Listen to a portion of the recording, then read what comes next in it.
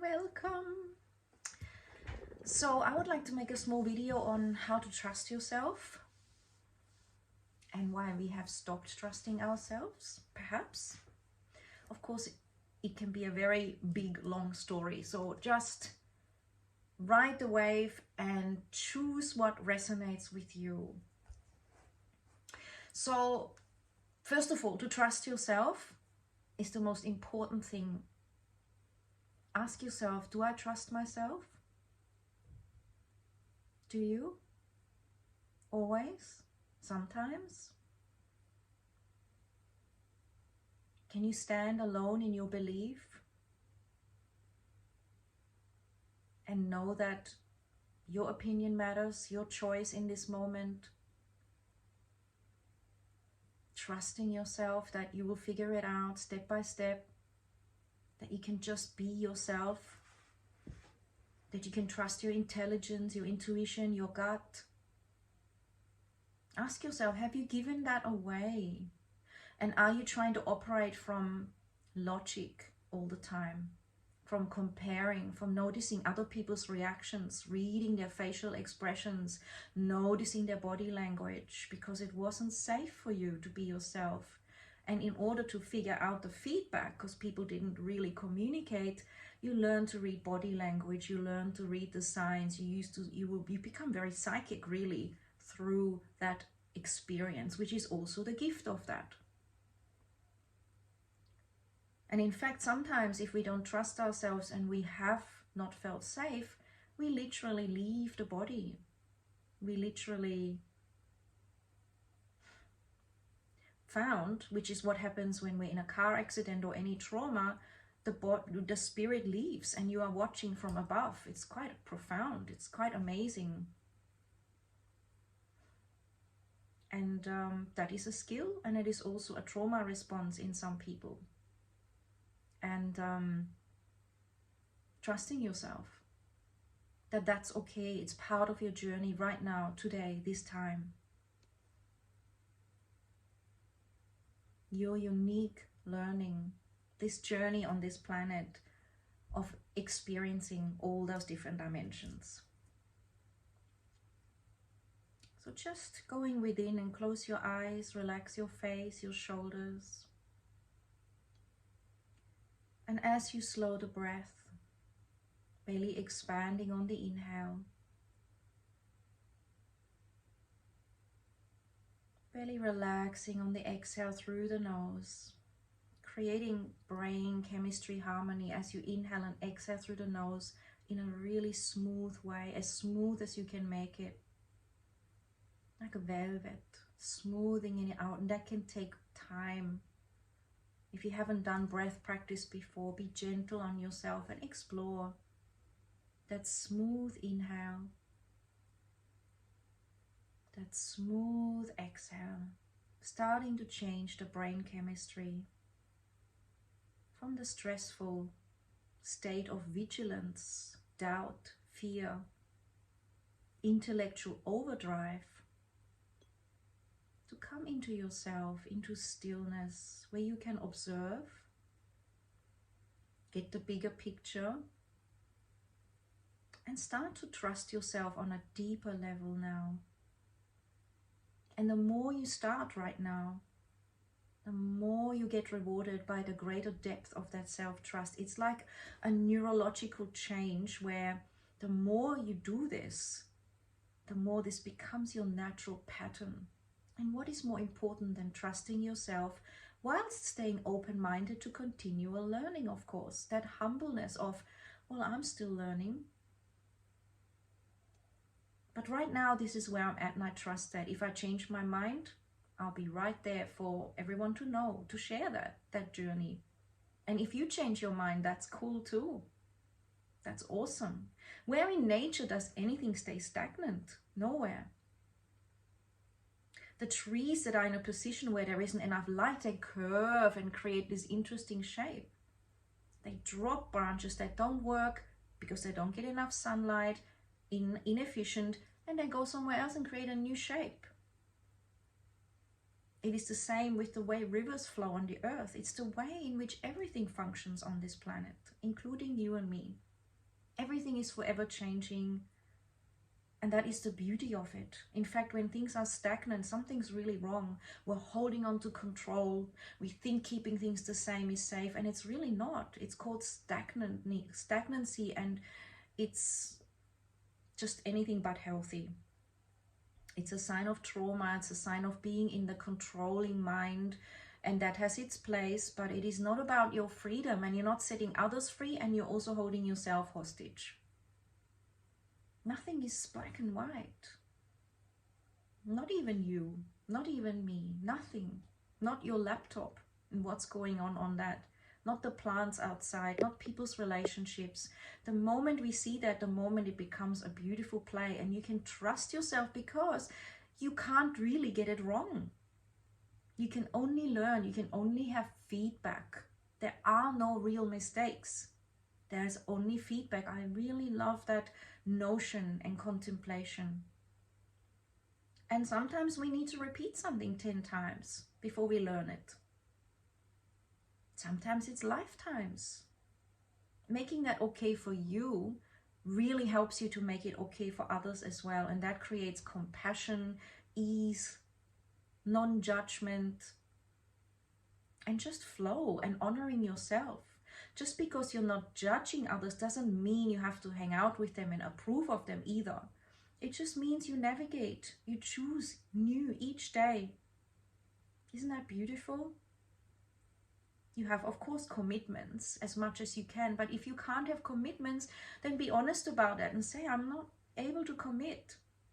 But when I can, I will be clear, and then I will say a clear yes and do my best, and of course, subject to change. That idea that we can't trust ourselves comes also from this idea that people have told us what it means to trust ourselves. We have to be super accountable. We can't get it wrong. We have to be perfect. And there's no such thing, is there? People who trust themselves know that they flow, that they change, that they trust themselves to be honest. They trust themselves to make mistakes and navigate that. Isn't that beautiful? And this is how we all can take quantum leaps, in my opinion. Because it opens us up and it doesn't lock us into this box of what we should be. And we also have the integrity, which is the commitment to ourselves.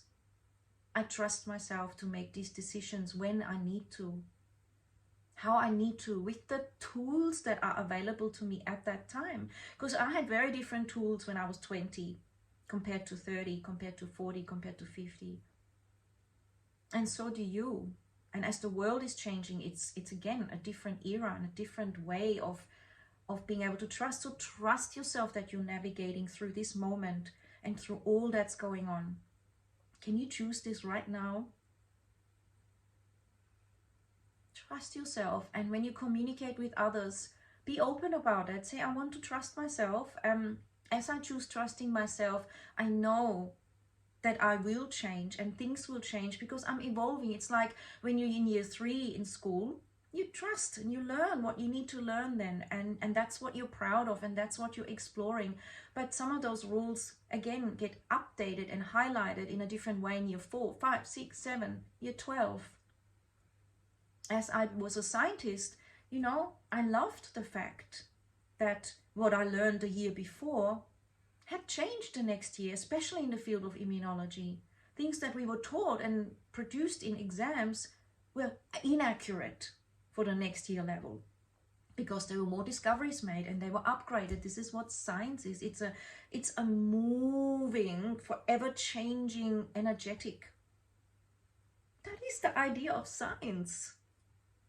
Science is never straight, and neither are you. It's never something you can put into a simple box. It is called infinite potential, and we're just trying to put it in some sort of a box so we can understand it. The same with understanding our chakras, our consciousness, our relationships, and many of us are boxing ourselves in, living in a paradigm that may or may not suit us anymore. So it's really good to trust yourself on that, to trust yourself with change, to trust yourself with, and don't call it self-doubt. Some people say, I'm doubting myself. I'm like, no, you're changing. And as you are questioning your old beliefs, it's not doubt. It's called, what is right in this moment? And honoring that. Because right now you could be making new decisions that are very pivotal for you. And it's not about being unstable or unreliable. It's about evolution. It's about honoring your shifts as you learn more and as you unlearn things too.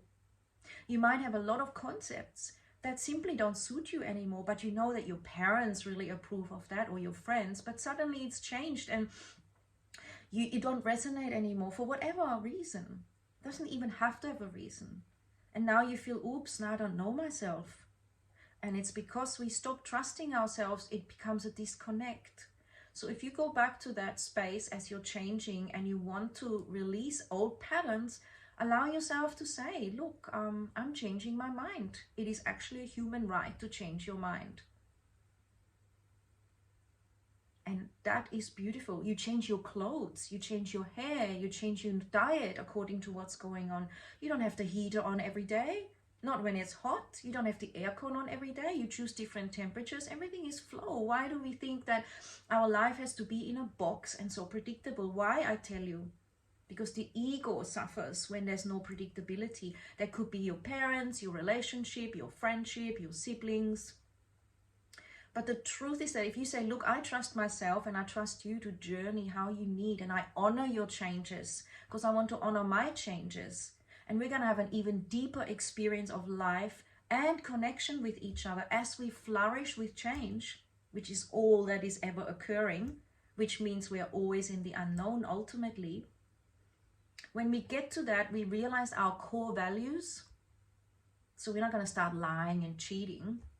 But we also will realize if our core values are pretend and we do want to go out and meet more people rather than be loyal. So it becomes an honesty.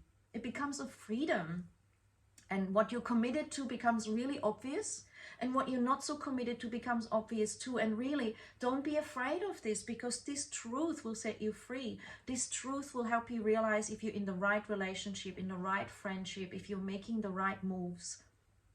Otherwise, you're simply stuck, and you'll realize it later in 1 year, in 2 years, in 10 years, and you lead an unsatisfied life. It actually makes you more stable to trust yourself, because you are with you. You have integrity. You're authentic. So why don't you trust yourself then? It's your highest practice, and trusting the divinity in you that is flowing through you. That innocence, that vastness, that knowing, that unique expression of life. This will help humanity thrive when we all realize it, and it will make us very strong. It will make us really stand on our own 2 feet and love, like really love honoring our truth, rather than, oh, do I please them? Do I please them? Do I please them? And really being torn apart everywhere. That's such an energy drain. But actually saying later on, well, I chose. And I learned. And I'm really proud to say that I was courageous enough to trust myself and to fall in the mud and pick myself up again and realize it was a great mud pack for my face. Being able to have a sense of humor. Even your parents, if your parents are giving you trouble, or your grandparents or your siblings, realize that it is an invitation for you to stick to your character, to stick to your integrity, to stick to your soul. Not your ego so much, but what makes you feel alive. So they're actually creating a push for you to realize that you can look after yourself.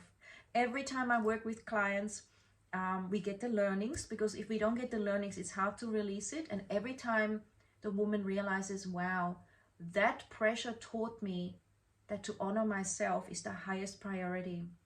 It taught me how awful it is to not honor myself, and how important it is to trust and honor myself. So reflecting on that, isn't that wonderful?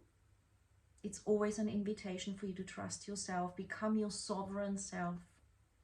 Hope you enjoyed. Let me know if you've got questions, resonance, doubts. I always love to hear. I love open discussion.